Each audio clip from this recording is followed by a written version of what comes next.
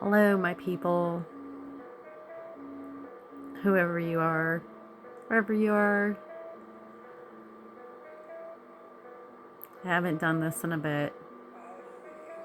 I stopped because it made me sad that nobody was watching. What are you gonna do? You can't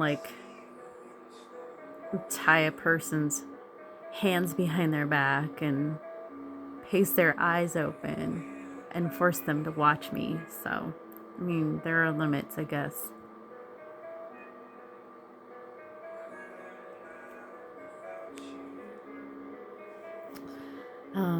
Life's good. Life's not too bad. There's these moments of loveliness that makes me feel so blessed. Today there was a situation where I went to pick up lunch for myself. I went and I had oral surgery done first thing this morning. I don't recommend that. I don't recommend getting up with ass crack of dawn so you can go get oral surgery done. It's just not fun. It's not a fun thing to do. And then on top of it, I left my coat at work yesterday, and I've gotten in this nasty habit of sticking my bank card in whatever pocket I'm wearing. And so yesterday on my way to work, I picked up a drink from Starbucks, and I stuck my bank card in my pocket, my coat pocket. And then I went to work and I left my jacket there. So I was going over to Chris and Kayla's after work yesterday, and I was supposed to stop and pick up some bread and something for dessert. Kayla's making homemade spaghetti sauce, and so I was going to pick up some kind of fun Italian themed dessert. So I'm like, where's my jacket? I'm thinking, where's my jacket? And I'm like, shit, I left it in the package room at work. So I call work. This lady who was covering the shift after my shift answers. She's like, I don't know if she's hard of hearing, but I had to repeat myself 1,000 times. I'm like, I left my coat there. She's like, oh, okay, and what's your name? And I told her 3 times. She's like, I thought that's what you said. Like, oh my God. So, anyway, she put my coat to the side, and after my dentist appointment, I went and I picked it up, and one of my favorite coworkers was there. She's a sweet girl.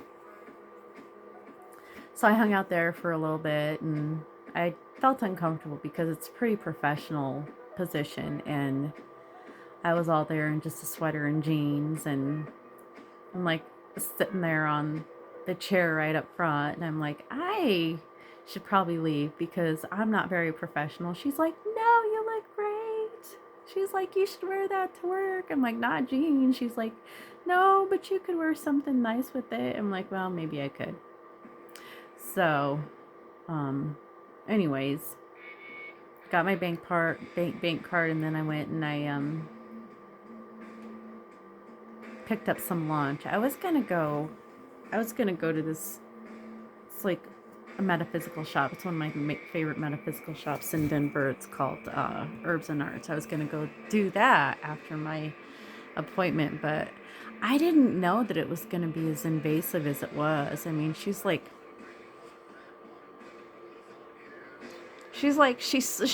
my gum. She cut my gum, and she's digging into my jawbone with the thing she cut my gum with. And it didn't hurt at the time because I was numb, but I could hear it. I could hear her digging into the jawbone. I could feel I you know how I could sense that pieces of my jawbone were ah. So anyways, that wasn't fun. And so I just didn't feel like going and doing that. So I went and picked up lunch from Teriyaki Madness. That's a pretty taste. I've never had it before. It was yummy. But it was kind of a cool experience because I went in there and they had one of their cash registers was down, and the one that was working, the kid that was on it, was taking like an over the phone order from a dealership, a car dealership, and it was a pretty big order. So I'm like standing there waiting, and my my surgery, whatever, it didn't hurt at this point. So I'm just like sitting there messing with my phone, and the manager, this assistant manager, came out and he was like trying to get his other computer to work, or his other his other whatever to work, and he apologized. He's like, I'm really sorry, I can't take your order because this is our only working cash register right now, and he's in the middle of this. I'm like, don't worry about it, I'm cool. And so he went back in to the kitchen, and he came back, and he's like, you know what, while you're waiting, I can just go ahead and get your order started. What do you want? And, I asked him some questions about the menu, and he was super awesome and answered my questions. And then he got my order started, and his manager and his regional manager were having a meeting over at the table behind us. And I could tell that the assistant manager, and his manager they were both pretty nervous because the regional manager was there, and the one register wasn't working, and the other register that was working was, tied up by this kid who was, I think he's probably new because he was struggling, and I was standing there waiting. And so I looked behind me, and because the manager was like, she called the kid's name, the assistant manager's name, she was like, so and so. And so it caught my attention, so I looked behind me, and she all gives him the thumbs up after he, got my order started with that. And I was like, ah, that's pretty cool. And so I'm standing there waiting for it, and I'm waiting to pay too, I'm like, okay, well, make sure I pay. And so the kid that was taking the dealership order got done with that, and he's like, what's your name? And so I gave him my name, and he's like, okay. And so and he asked me how I spelled it. That's the second time that happened today. That was pretty cool. I appreciate that shit so much when people go out of their way to find out how to spell my name, because that never happens. People rarely ask how to spell my, he was like, is that with a Y or an I? And I'm like, wow, it's with an I, thanks. And so I was like, and he handed the receipt back to the guy. I'm like, oh, I need to pay. And he's like, no, you don't. You waited too long. I'm like, no, I don't mind. I insist on paying. And the assistant manager's like, no, you waited too long. I'm like, I'm fine. I'm not worried about it. And so the manager behind me, she's like, no, we got you. Don't worry about it. And I was like, well, thanks. That's so nice. Aw. And so, he brought me my food out, and I'm like, you know what? I wasn't inconvenienced at all. I didn't feel inconvenienced at all. I really appreciate that. And he's like, no, we really appreciate you. And it was a really cool situation. It was really, I don't know. It felt like a blessing. It felt like a blessing, because I, I have my friend that, we still hang out, and she's like, it's cool because, we can go and have dinner and a couple drinks, and neither one of us are, getting out of hand or crazy. Before Katie, I remember telling one of my friends, it's like, I just like to find a friend who I can go and have a couple beers with. Nothing like crazy or off the wall. Just both of us know we can like moderate ourselves and go have our couple beers and get the hell out of there. And so she's pretty cool for that. And and we talk, and we have a lot in common, and we laugh, we have a good old time. So that's cool. But she recently moved, and so I was helping her like with that, and packing, and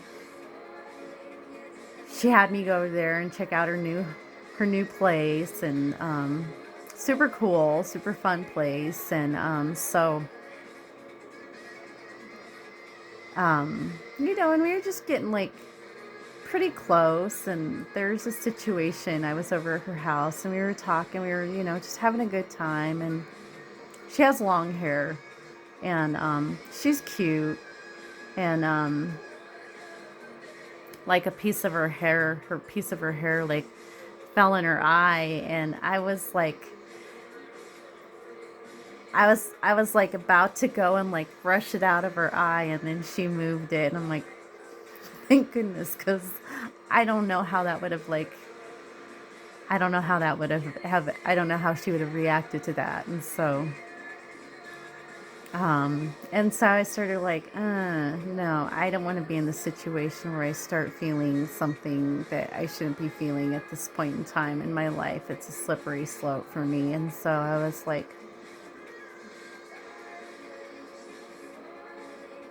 my conspiratorial mind started to be like, okay, well, let's sabotage this somehow or the other. And so I got this crazy notion in my head.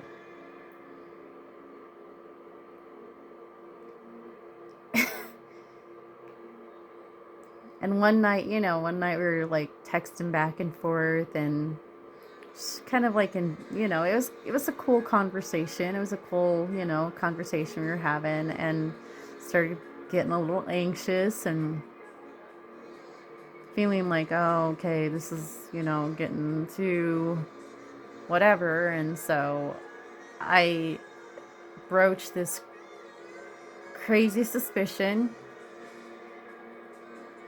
and she said, that's crazy. Have you read the Four Agreements? I'm like, no. She's like, you should read the Four Agreements. And I'm like, okay. And that's kind of how she is. She's kind of like, what? She offers me these solutions that I feel like are very helpful to. They're kind of like, I don't know, they're kind of like a remedy to my conspiratorial bent. And so I read the Four Agreements, and I started reading it. And as soon as I started reading it, I was like, yeah, there's no way that she would be the kind of person that I suggested she is. Just reading this book, and like, I mean, like the first agreement is, in all things be impeccable. And I mean, just that chapter alone, I was like, yeah, that's not her. She's not the kind of person that my conspiratorial mind concocted she to be. I mean, just based on that first agreement. And then, the second one was, don't take things personally. And I think that's helped me a lot over the last several weeks. And then the third one is, don't make assumptions, which is also very helpful. And then the last one is, in everything, do your best. And I feel like the first agreement, be impeccable. I feel like once the other ones, there's no other direction that anything can take. Because based off of, if you're being impeccable in everything you do, then you have no other choice than to not take things personally, and to not make assumptions, and to not, and to, in all things, do your best. You just can't be any other way, I've noticed. And I think it's a beautiful thing. So I really appreciate her and her recommendation. It's that book it has become a huge tool for, my continued growth. And so I appreciate that. It was very beneficial. I mean, it helped me a lot with the situation at work with this one person I work with. This person is very difficult, and I don't often work. I mean, I work at two different properties, and the one property I mainly work at, I don't work with anybody. I'm there by myself, which is, I love that. And the other property I work at is a much bigger property, and so you have to have at least two people on duty. And so I have to work with this one person, and this one person is very, very passive aggressive, and also very, I feel like they use avoidance to deflect. And so, trying to work with somebody like that's very challenging. And at first, I was like, I wanted to take it personally. I was like, well, this person must have something against me. There must be, that this person must not like me. And so, I was there on Saturday, and I heard two of my coworkers talking about someone. I'm like, who you guys talk about? And they're like, this person. I'm like, oh, wow. I was like, I thought it was just me. And they're like, no, I think that this person is like that with everybody. And I was like, well, that's cool. I'm glad I didn't say anything, because, I mean, I just decided ultimately I wasn't going to make the assumption that it was a personal thing. I decided that right away. I'm like, I'm not going to bring it up.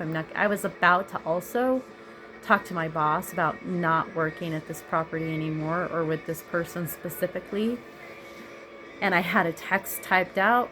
I was fixing to send it, and something's like, don't send that yet, just wait a bit. And so I waited and waited, and then I went back to work at this property, and I'm talking with these other two people, and I find out that it's not me. It's not me. It wasn't me. And so that was pretty cool. And I don't think that I would have done that. I don't think I would have used that as an opportunity to I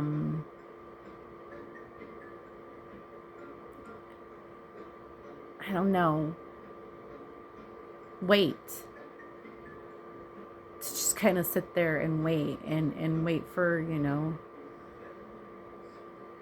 whatever to play out. And that's what I did, and it worked out. And I don't feel like we weren't really gossiping, but we were kind of like, okay, well, this is maybe a situation, a learning situation for everybody. There's just different working styles, and people are going to be who they're going to be. And as long as we don't let that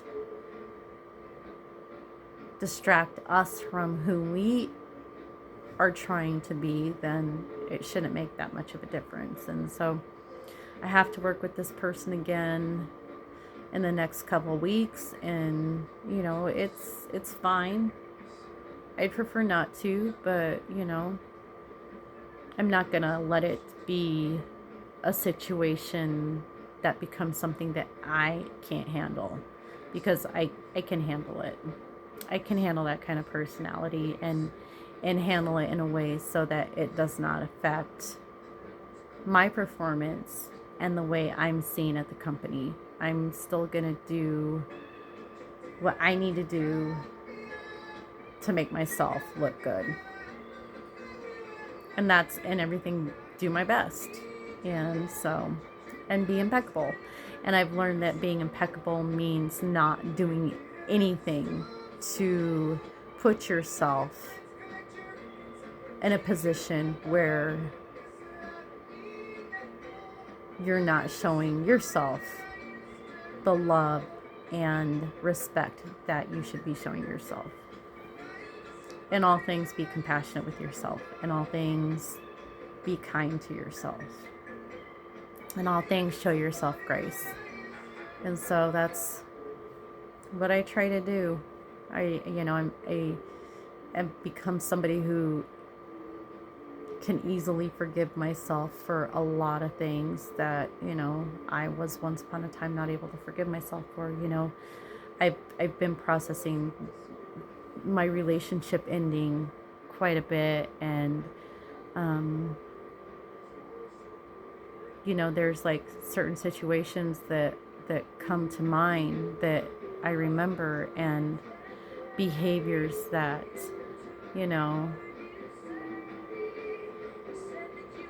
were horribly unacceptable and unkind, and ultimately became something that hurt me badly. And in the past, those behaviors, if I would have recognized those behaviors in the past, I would have been like, what's wrong with you? You're such a disgusting individual. You're a horrible, nasty human being. And I'm not like that with myself anymore. I'm not like that with myself. I'm just kind of like, I afford myself that grace. That's who I was at that time. And that's who I was at that time. That was the only way I could handle that situation. And I'm not that person anymore. And I feel like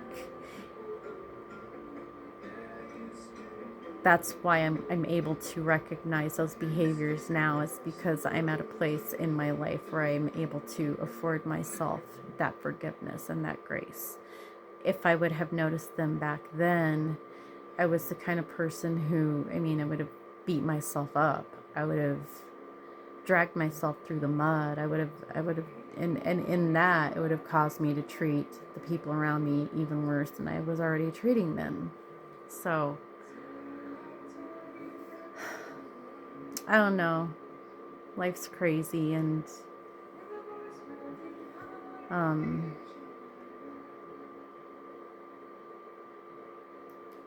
I don't know.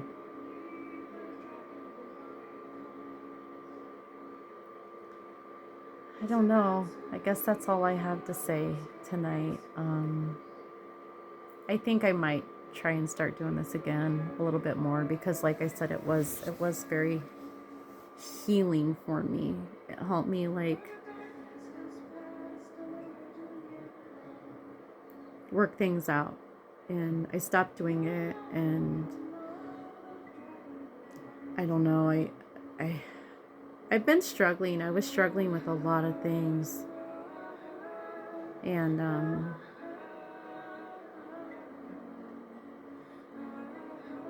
I didn't think that. I don't know. I think that it was like this last big push to let go of a lot of things, and so, and in my reading and my learning and my research and whatever, I've learned that when you're getting better, when things are like,